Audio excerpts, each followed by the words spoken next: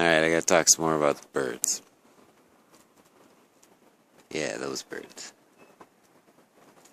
So, the first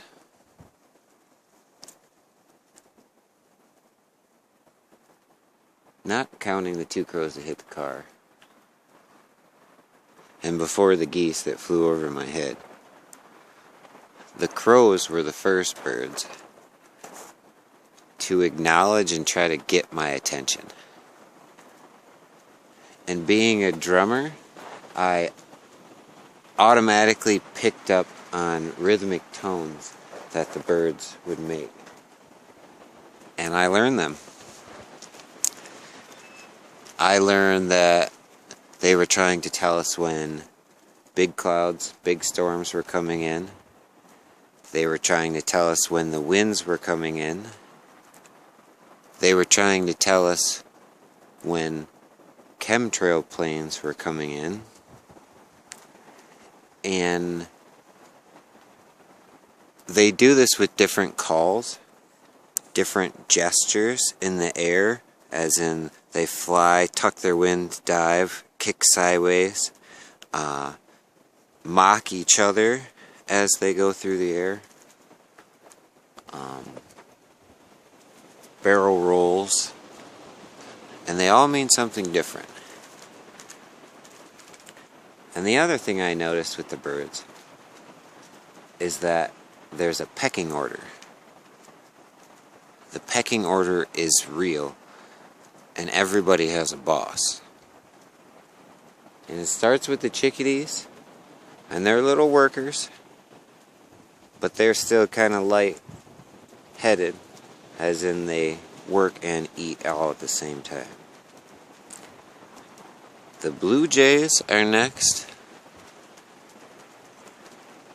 They're kind of the teenage attitude of the group. Feisty. Usually runs 6, 10 at a time.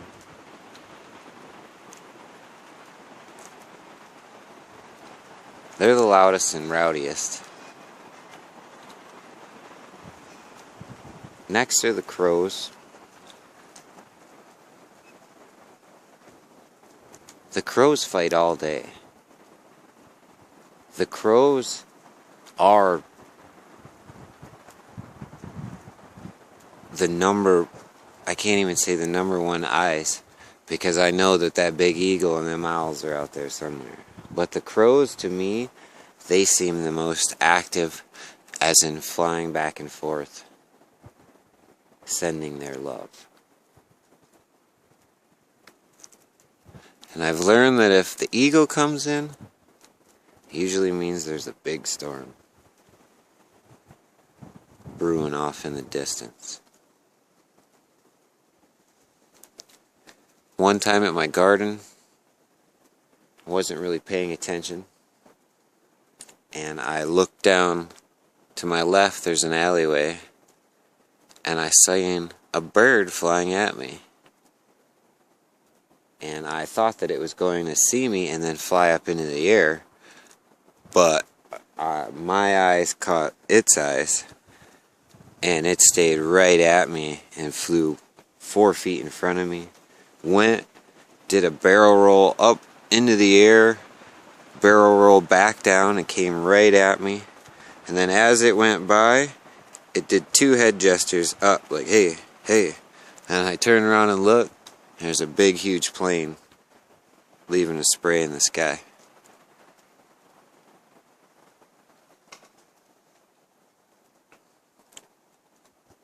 Now the crows don't give up. They don't stop fighting. They're up before the sun, and I hear them in the middle of the night.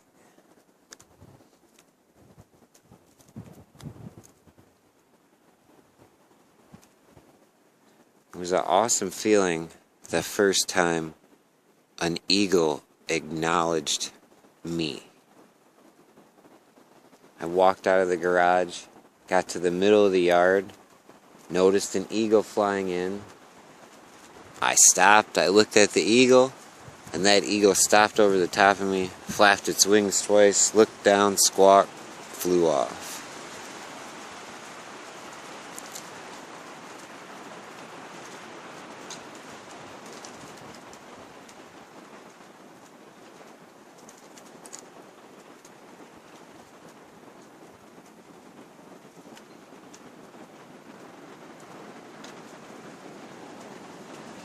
Now, the other thing I noticed about the birds and the trees, let's walk back here.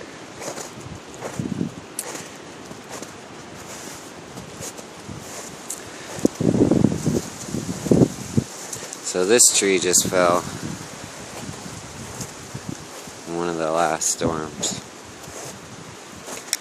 And it made me look at it, and what I saw was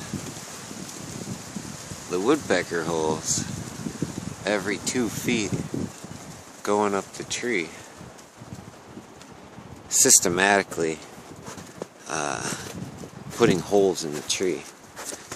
Now I know they do it for bugs to leak sap out so that ants will get stuck and they'll eat it. But I have a whole row of pines that have it sporadically. Almost like they're trying to drop the trees. Or, my guess is, since the trees were being drowned, the birds were poking holes in the trees to try to relieve the sap, to try and help the trees. So if you look up there, those are the woodpecker holes.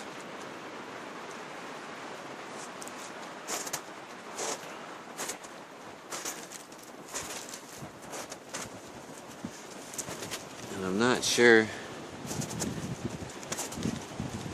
if they're trying to save the trees, which is my guess. But if they've done it to a lot of these trees,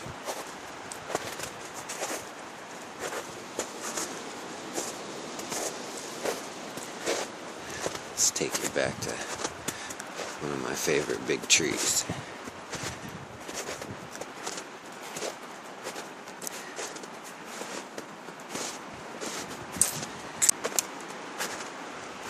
Oh, I got another bird story for you.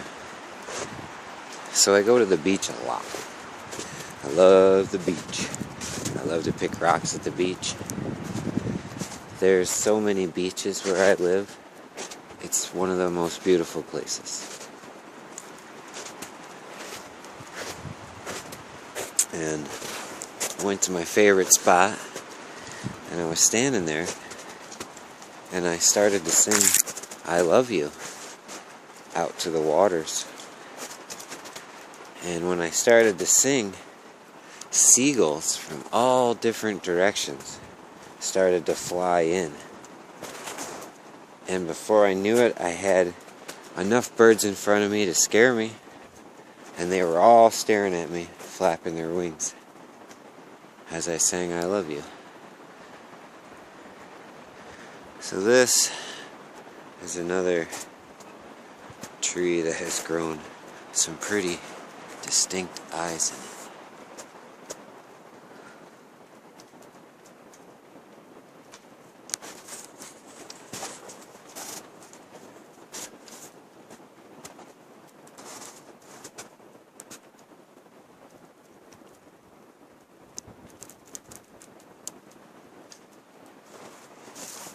If I get back a little bit.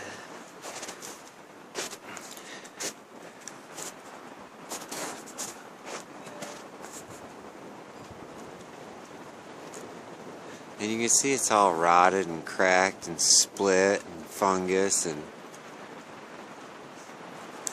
all these trees are like that. Every single tree. Even the babies are showing signs of infection. All of them. All of them. The only good thing I can say is that in the last year they've started to grow.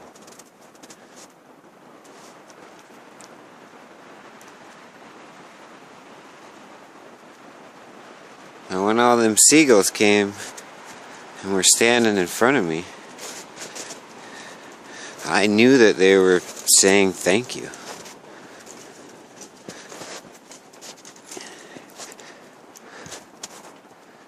And then they all flew off in their different directions.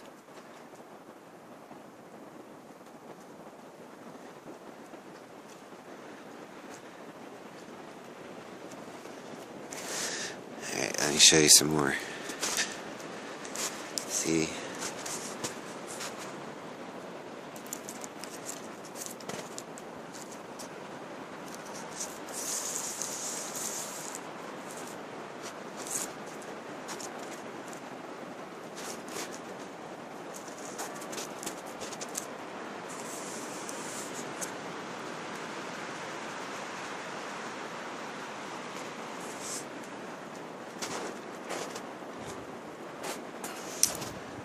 So the birds know everything's dying. I'm pretty sure we know everything's dying.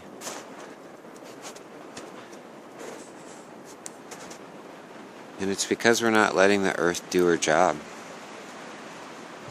We're drowning it with chemicals, microwaving it with towers.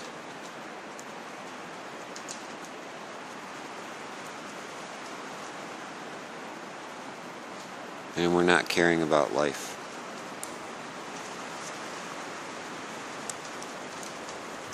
We're not caring about the things that matter.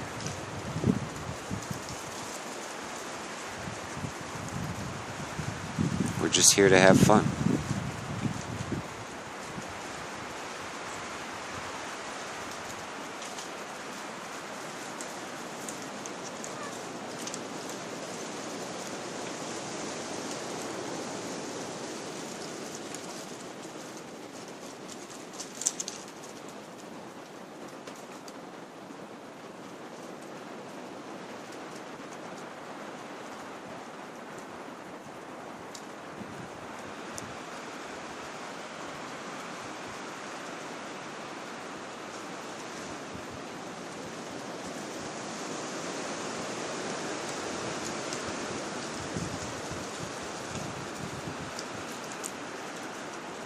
Everything's alive,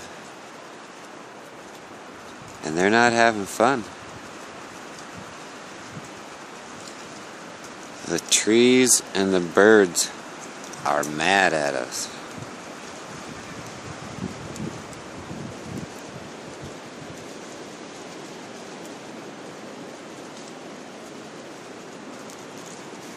And now that I know a little bit about waves and how water works, these trees, the animals, they affect the way the world grows.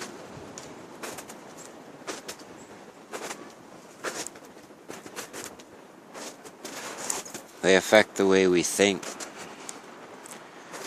If the trees can talk, what are they saying? They're not saying good things. If the animals can talk, what are they saying? They're not saying good things. Everything around us is negative.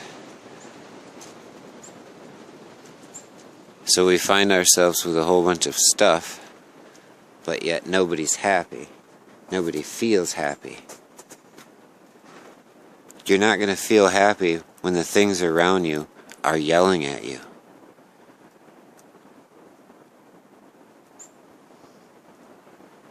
You can feel it.